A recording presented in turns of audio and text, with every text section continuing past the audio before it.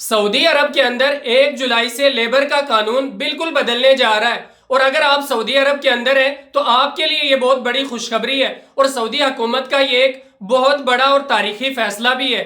ये कानून वैसे तो बहुत पहले बातें हो गई थी इसके ऊपर, लेकिन 1 जुलाई से ये बिल्कुल लागू हो जाएगा। अब ये कानून क्या है इसके बारे में मैं आगे बताता हूं, लेकिन अगर आप सऊदी अरब के अंदर हैं और आप किसी कंपनी को लेके परेशान हैं, कंपनी वाले आपको तनख्वाह नहीं दे रहे, आपका इकामा रिन्यू नहीं हो रहा और आपका जो वर्क परमिट है वो भी अपडेट नहीं हो रहा, या कफील के साथ ऐसा मामला है, तो अब वो सारा कुछ 1 जुलाई से बदल जाएगा। सऊदी अरब के हुकूमत जो है उसने ये बहुत बड़ा फैसला लिया है, लेबर को देखकर, मजदूर लोगों को देखकर, कि उनको कोई भी परेशानी और मुसीबत यहाँ ना उठानी पड़े, वो आसानी के साथ अपना काम जारी रख सकें। तो उसके लिए सऊदी हुकूमत का ये एक बहुत बड़ा फैसला है। अब वो बात क्या है वो मैं आपको बताता हूं।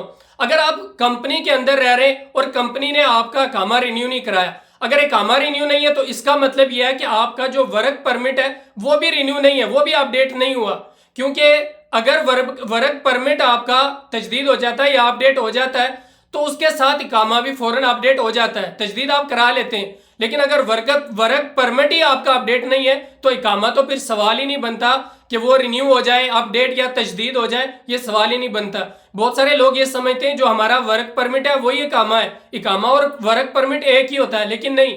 वर्क परमिट की अलग फीस होती है, इकामा तजदीद करने की अलग फीस होती है, ये दोनों मामलात अलग हैं। लेकिन अगर आपका कंपनी हो या कफील हो, इनमें से अगर दोनों में से वर्क परमिट हो या इकामा तजदीद हो, 3 महीने तक उन्होंने इसको अपडेट नहीं किया, रिन्यू नहीं किया, तो 3 महीने उसके बाद आपको अगर कंपनी या कफील सैलरी जो आपकी थी वो भी नहीं दे रहे, तो इनमें से कोई भी मामला आपके साथ है तो आपका हुकूमत, अगर इकामा या वर्क परमिट है तो फिर हुकूमत 3 महीने के फौरन बाद कंपनी से और आपके कफील से आपका नाम खुद ही खत्म कर देगी।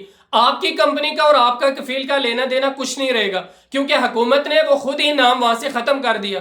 कफील के सिस्टम से या कंपनी के सिस्टम से आपका नाम खुद ही खत्म हो जाएगा। अब आप खुद जो मर्जी करना चाहें कर सकते हैं। लेकिन अगर आपको सैलरी नहीं दे रहे तो आपको फिर कीवा पे जाना है, वहां जाके आपको शिकायत करनी है कि मेरा कंपनी जो है या मेरा कफील जो है वो 3 महीने से मुझे सैलरी नहीं दे रहा। तो उसके बाद जो हुकूमत है वो वहां से आपका कफील और आपका कंपनी का नाम सिस्टम से खत्म कर देगी, तो आप फिर आजाद हो जाएंगे। ना कंपनी के आपके सर कोई जिम्मेदारी रहेगी, ना कफील के सर कोई जिम्मेदारी रहेगी, आप आजाद हो जाएंगे।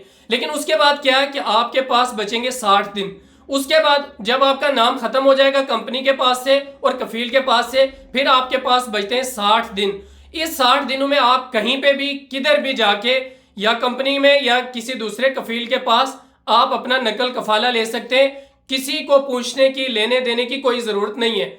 सिर्फ ये बात याद रखें कि अगर जिस कंपनी में आप आगे जाके नकल कफाला ले लें या किसी कफील के पास, सऊदी के पास नकल कफाला ले रहे, तो उसका कीवा के ऊपर अपडेट होना और ग्रीन होना बड़ा जरूरी है। क्योंकि अगर उसका कीवा प्लेटफॉर्म के ऊपर कंपनी का या कफील का कोई मसला है तो फिर आप उसके साथ नकल कफाला नहीं करा सकते, फिर आपको कोई दूसरा कफील या दूसरी कंपनी देखनी पड़ेगी। तो उसमें सिर्फ यही है कि अगर आपने कोई कंपनी देख ली है, कफील देख ली है, आपका मामला बन गया, कामा रिन्यू नहीं हुआ 3 महीने तक, या वर्क परमिट जो है वो आपका रिन्यू नहीं हुआ 3 महीने तक, और उसके बाद आपको सैलरी 3 महीने तक नहीं मिली है, या कोई और मामला आपका बना है, तो सबसे पहले इनका आपके पास सबूत भी होना जरूरी है। सबूत बहुत जरूरी है इसका। तो उसके बाद आपने क्या करना है, आपने कोई दूसरी कंपनी देखनी है, वहां पे उनको बोलना है रिक्वेस्ट भेजे, वो आपको रिक्वेस्ट भेजेंगे, आपने कीवा प्लेटफॉर्म खोलना है, रिक्वेस्ट एक्सेप्ट करनी है, आप दूसरे कफील के पास ट्रांसफर हो जाएंगे। कोई लेना देना कोई कुछ नहीं है, बस ये बात है। और ये सऊदी अरब का बहुत बड़ा फैसला है और ये उन लोगों के लिए जो यहाँ पे मजदूरी करते हैं, लेबर लोग हैं, उनके लिए बहुत बड़ी खुशखबरी है। अच्छा, इसमें एक बात आपको मैं ये बता दूं और ये बहुत जरूरी है, इसमें आप ये याद रखें जो आमल मंजिली हैं और साए खास हैं उनके लिए ये कानून नहीं है। कोई ये ना सोचे कि आमल मंजिली हमारे साथ भी ऐसा ही है, या कोई साए खास है, या कोई हारिस का या इस तरीके का कोई काम करता है तो उसके लिए ये कानून नहीं है। उसके लिए दूसरा कानून है, वो अलग कानून है। अगर वो आपको जानना है तो आप कमेंट करिए, मैं आपको बताऊंगा, लेकिन वो अलग है। ये कमर्शियल जो लोग होते हैं, मुसस्सा का वीजा हो गया या कंपनी का हो गया या और तरीके का, ये उन लोगों के लिए जो इस तरीके का काम करते हैं, ये उनके लिए। जो साय खास अमल मंजिली हारिस का वगैरह इस तरीके का जिसका वीज़ा है या अकामा है, तो वो इसके ऊपर काम नहीं कर सकते, उनके लिए कानून नहीं है। सऊदी अरब का ये कानून देख के आपको कैसा लगा और आप इस कानून के बारे में क्या कहना चाहते हैं, आप कमेंट के अंदर ज़रूर बताएं।